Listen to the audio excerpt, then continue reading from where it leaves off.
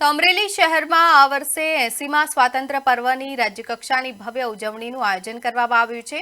અમરેલી જિલ્લા કલેક્ટર વિકલ્પ ભારદ્વાજે પત્રકાર પરિષદ યોજીને આ અંગેની સત્તાવાર માહિતી આપતા જણાવ્યું હતું કે આ રાષ્ટ્રીય પર્વની ઉજવણીમાં રાજ્યના મુખ્યમંત્રી ભૂપેન્દ્ર પટેલ વિશેષ ઉપસ્થિત રહેશે।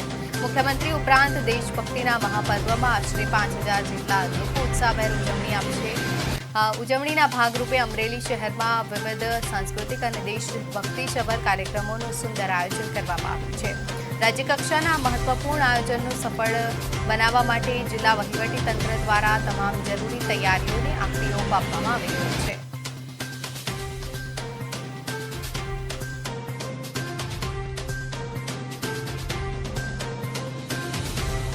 સવારે 15/8ના રોજ ધ્વજવંદન કાર્યક્રમ પોલીસ પરેડ ગ્રાઉન્ડ ખાતે યોજવામાં આવશે, જેમાં કાર્યક્રમ 8:55થી શરૂ કરવામાં આવશે।